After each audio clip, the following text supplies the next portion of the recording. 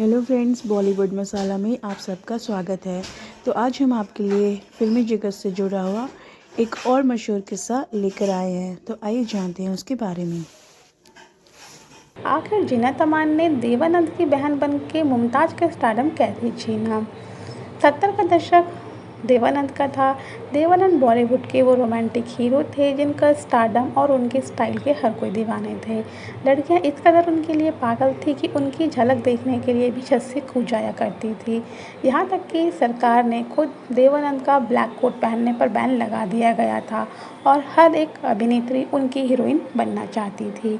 अब ऐसे में अगर देवानंद की बहन बनना हो तो कौन सी अभिनेत्री हाँ बोलेंगी। ऐसा ही कुछ हुआ था हरे रामा हरे कृष्णा में।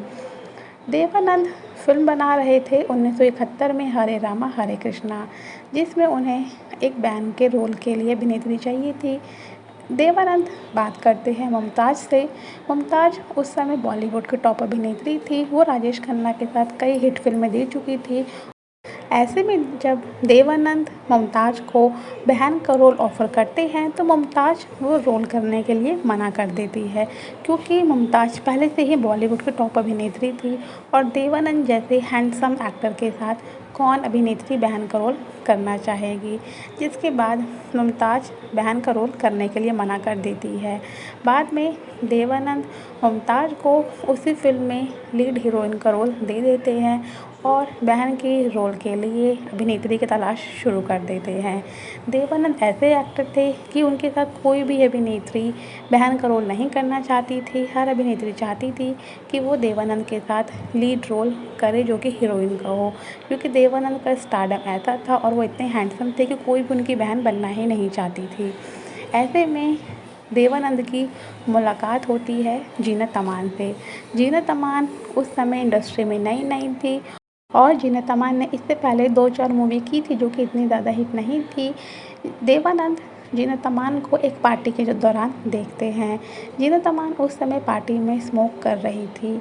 ऐसे जीनत अमान को स्मोक करते हुए देख देवानंद को अपनी बहन के रोल के लिए अभिनेत्री मिल जाती है। देवानंद देखते हैं कि बॉलीवुड में कोई भी अभिनेत्री इतनी ज़्यादा बोल्ड नहीं है कि किसी के सामने पार्टी में इस तरह से स्मोक करे, जबकि जीनत अमान उस समय इंडस्ट्री में नई नई थी। उसके बावजूद भी वो पार्टी में सबके सामने स्मोक कर रही थी। जीनत अमान का इतना बोल्ड लुक देवानंद को भा जाता है और देवानंद सोचते हैं कि अब चाहे कुछ हो जाए, मैं इसी को अपने फिल्म की हीरोइन बनाऊंगा और बहन का रोल जीनत अमान से ही करवाऊंगा। इसके बाद देवानंद जीनत अमान को अपनी फिल्म हरे रामा हरे कृष्णा के लिए बहन का रोल ऑफर करते हैं और जीनत अमान भी उस रोल के लिए हाँ कर देती है, क्योंकि वो उस समय इंडस्ट्री में बिल्कुल नई नई थी। फिल्म बनके तैयार होती है और फिल्म को रिलीज़ कर दिया जाता है। फिल्म 1971 में रिलीज़ हुई, जो कि उस साल की ब्लॉकबस्टर फिल्म थी। उस फिल्म में देवानंद, जीनत अमान और मुमताज़ को लिया गया था। फिल्म में मुमताज़ का रोल छोटा था और उन्हें लीड रोल अभिनेत्री का दिया गया था, लेकिन फिल्म में सिर्फ देवानंद और जीनत अमान के बारे में बातें हुई, जबकि मुमताज़ टॉप की अभिनेत्री थी, लेकिन वो फिल्म में कहाँ खो गई, उनका रोल क्या था, किसी को नहीं पता।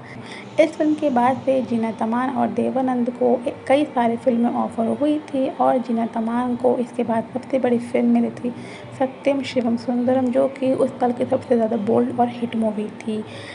और मुमताज़ का स्टारडम इसके बाद कहाँ खो गया, किसी को भी पता नहीं चला। जीनत अमान की एंट्री के बाद से ही मुमताज़ का स्टारडम कहीं खो के रह गया और मुमताज़ जो बॉलीवुड की टॉप अभिनेत्री थी, अब हर किसी की ज़ुबान पे सिर्फ जीनत अमान का ही नाम था। हरे रामा हरे कृष्णा की सफलता के बाद जीनत अमान और देवानंद को एक साथ कई फिल्मों में लिया गया और जीनत अमान ने इसके बाद सत्यम शिवम सुंदरम मूवी की, जो कि सबसे ज़्यादा हिट मूवी रही। इसके बाद जीनत अमान बॉलीवुड की वो बोल्ड और टॉप अभिनेत्री बन गई और उन्होंने मुमताज़ का स्टारडम हिला दिया था। तो दोस्तों, आज की वीडियो में बस इतना ही। मिलते हैं आपसे नेक्स्ट वीडियो में कुछ नई कहानी के साथ। तब तक के लिए थैंक यू, बाय बाय।